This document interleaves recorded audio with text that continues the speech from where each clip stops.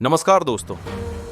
आज मैं आपको एक ऐसी सच्ची कहानी सुनाने जा रहा हूं जिसमें एक इंसान ने 438 दिनों तक अकेले समुद्र में जीवित रहकर इतिहास बना दिया। ये कहानी है होजे साल्वाडोर अल्वारेंगा की, एक मछुआरे की जिसकी हिम्मत ने पूरे संसार को चौंका दिया। होजे अल्वारेंगा मूल रूप से एल साल्वाडोर का रहने वाला, उस समय मैक्सिको के चियापास तट पर मछुआरे के रूप में काम करता था।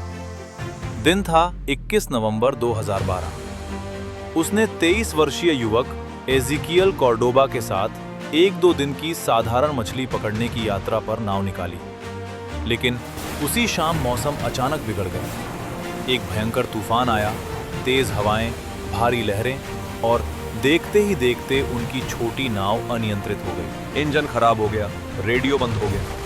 समुद्र की लहरें नाव में पानी भरती रहीं, जिसे दोनों ने घंटों निकालकर अपनी जान बचा ली। सुबह होते होते उन्होंने पाया कि वे भूमि से सैकड़ों किलोमीटर दूर बह चुके थे।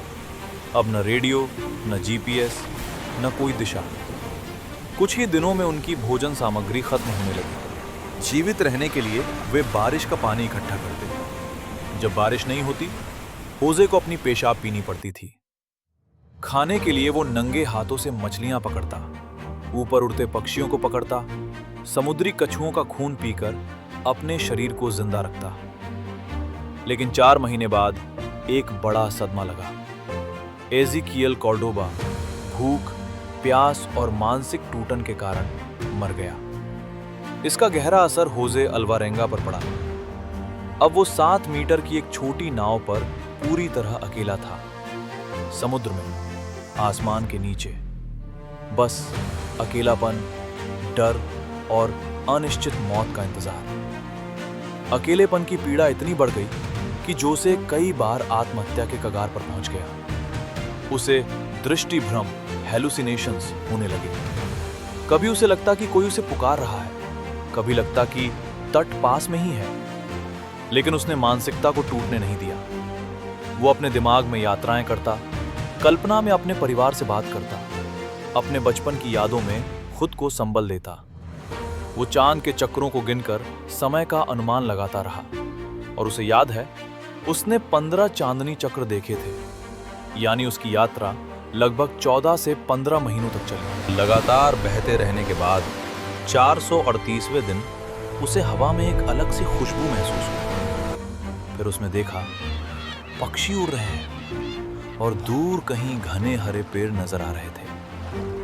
यह स्थान था एबॉन एटॉल, मार्शल आइलैंड्स, लगभग 10,000 किलोमीटर मैक्सिको से दूर।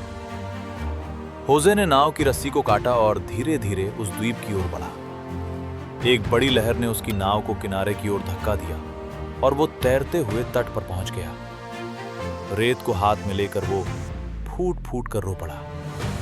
14 महीनों बाद उसे धरती की खुशबू मिली थी। वो वहां रहने वाले एक स्थानीय दंपति द्वारा बचाया गया। फिर उसे माजूरो अस्पताल ले जाया गया, जहां डॉक्टरों ने पाया कि वो लगभग हड्डी का ढांचा रह गया था। उसे एनीमिया, कमजोरी और पीटीएसडी जैसी समस्याएं थीं, पर वो जिंदा था। होजे अल्वारेंगा ने जो सहा, भूख, प्यास, भय, अकेलापन, मृत्यु का सामना, ये किसी आम इंसान के लिए सोच पाना भी मुश्किल है। लेकिन उसने हार नहीं मानी। हर दिन वो सिर्फ एक चीज करता था, कर्म। नतीजा क्या होगा वो नहीं जानता था, बस जिंदा रहने का प्रयास। ये कहानी हमें उस शाश्वत सत्य की याद दिलाती है जो भगवद गीता में वर्णित है। कर्मण्येवाधिकारस्ते मा फलेषु कदाचन मां कर्मफल हेतुर्भूर्मा ते संगो अस्त्व कर्मणि। हमारा अधिकार सिर्फ कर्म पर है, फल पर नहीं।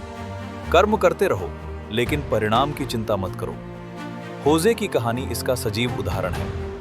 उसने 438 दिनों तक केवल कर्म किया, पत्थर पर बूंद बूंद गिरती पानी की तरह, निरंतर, बिना रुकावट। उसे नहीं पता था कि वो बचेगा या नहीं, लेकिन उसने रोज जिंदा रहने का प्रयास किया।